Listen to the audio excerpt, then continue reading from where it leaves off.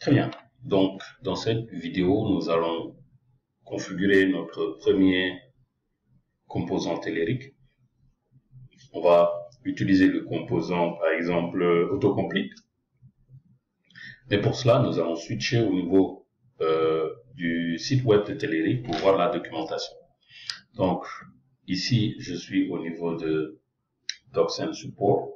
Alors, la première des choses, on vous montre comment installer Blazor, ok, Blazor server-side. Alors, nous, ce qu'on va faire, il va simplement nous demander d'aller sur NuGet et de tout ça, je pense qu'on a déjà ça, ok. Ça, on l'a, puisque quand on est parti sur la vidéo précédente, au niveau du projet, de la solution, ok, gérer les paquets, les NuGet paquets, nous avons Telerik, nous l'avons bien configuré, ok. Donc, next step, nous avons donné la référence. Ok, donc nous allons aller au niveau de host, la page host. Donc, allons à page. Ok, host. Et au niveau de head, nous allons rajouter cet élément. Ok. Ensuite, la documentation nous dit d'aller aussi dans head et de rajouter ce script. Ok, moi, je préfère rajouter ça en bas. Ok, pour éviter le, comment ça s'appelle, le chargement lent des pages. Ok. Donc, ensuite, on vient dans Startup et puis on lui demande de rajouter le service Add Telerik Blazor. Donc, on va dans Startup. Ici, on va lui dire service.add Blazor Telerik. Ok. Et point virgule, c'est bon. Et ensuite, nous allons dans App, Import Blazor et on va importer les deux, Blazor et Blazor Component. Ça, on l'a déjà fait ici. Donc, on est venu dans Import et nous avons importé les deux composants, Telerik Blazor. Et on vient maintenant dans tout ce qui est Main Layout pour lui dire que le composant, ok, et ce composant-là, on va utiliser le composant de Telerik. Très bien. Donc, voilà ce que j'ai trouvé sur la toile. Très bien. Donc, ce que je vais faire, c'est de revenir à la documentation. Je copie. Je vais au niveau de Share, Main Layout. Alors, ce que je vais par contre recommander ici, c'est de prendre ça en body. Par contre, ça c'est très important. Ok. De rajouter derrière Main, rajouter le Content PX4. Ok. Tout le reste, je peux supprimer. Ok. Et ça aussi. La sidebar, c'est bon. Ok. Je peux maintenant compiler. Donc, je compile, il n'y a pas zéro erreur. Je reviens. Je vais naviguer. J'utilise le navigateur. Et voilà notre premier. Pour l'instant, rien ne change. Vous allez vous en rendre compte. Ok. Mais on a quand même fait des modifications. Très bien. Nous allons maintenant aller au niveau de la page d'accueil, créer un component autocomplete qui va nous permettre, on a une liste derrière, et à chaque fois qu'on saisit une lettre, automatiquement nous voyons un IntelliSense qui s'affiche pour sélectionner ce qu'on a saisi. Donc, on retourne au niveau du code, nous allons utiliser la page index. Ok, je vais supprimer tout ça. Et je vais rajouter un composant Telerik. Donc, je lui dis Telerik, c'est Telerik button. Ok, donc, j'utilise Telerik button. Ok.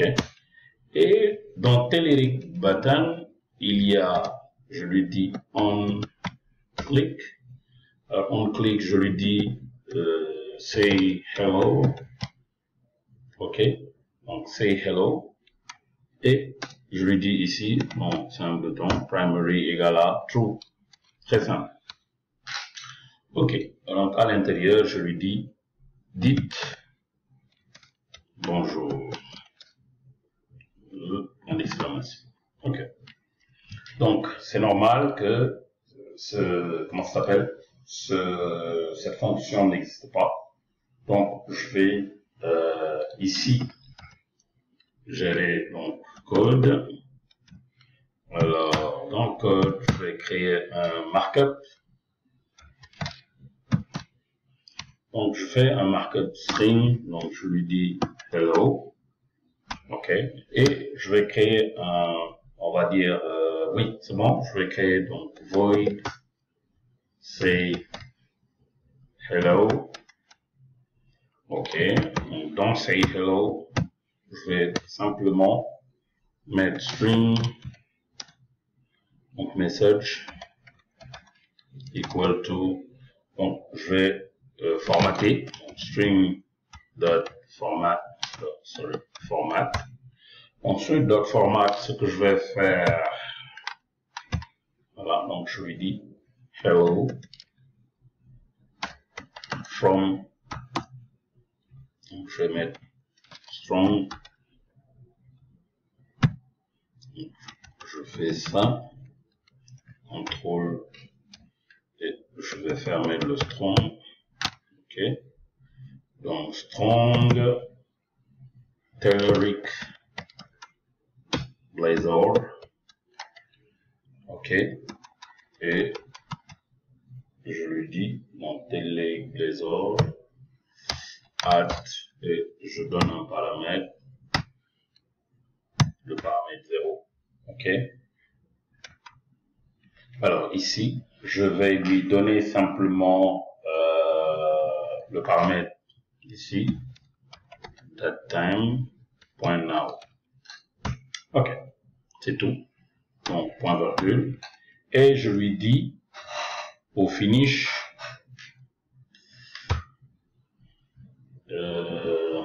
ma variable s'appelle